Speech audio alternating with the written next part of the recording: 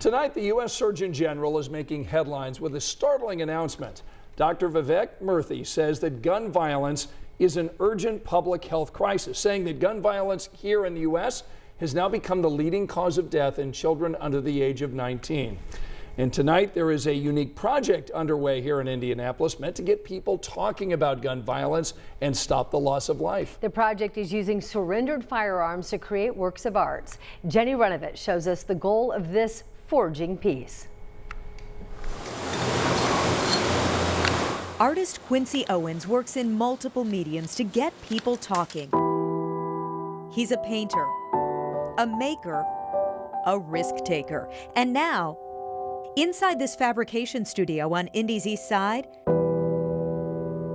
the materials and the message for his latest project have an especially important purpose.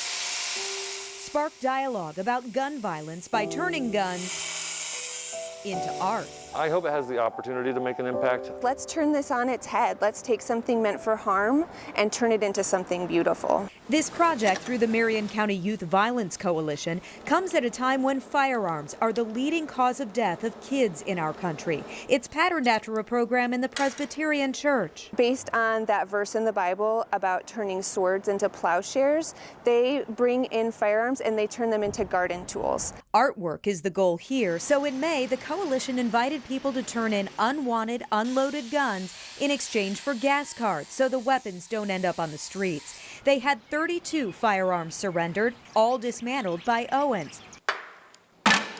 Now comes the transformation. I like to build things, I like to make things, I like to problem solve, I like to troubleshoot. And this is basically like I just went to the store and got a new puzzle. As an artist, you know what I mean? He's still brainstorming, but has some creative ideas with impact. Gun violence is ugly, so maybe the sculpture that ends up coming out of this is ugly as well as a symbol of it. So I've got a glass-blowing artist friend. We're hoping that we can dip these barrels down into molten glass and then turn the body of the vase into a beautiful glass blown form. I have some of the wood gun stocks I don't know exactly what to do with yet, but we've got a whole woodworking shop here. And then there are lots of smaller components that we're hopefully going to heat up the forge, melt down, and then see what those can become, probably like sculptural. Honestly, probably something more in lines with peace instead of violence, like maybe like steel bowls, things that you would give offerings with instead of violence with. Eventually, they may display the pieces in a gallery setting so people discuss what they see.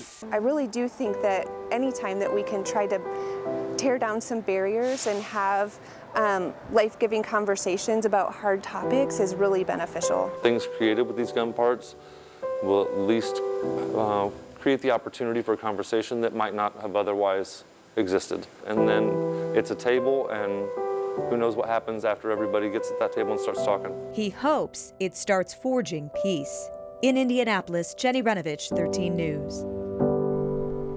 This project, including the Guns for Gas Cards event, is being paid for through a grant from the Central Indiana Community Foundation. We'll let you know when and where this artwork will go on display when you can see it in person.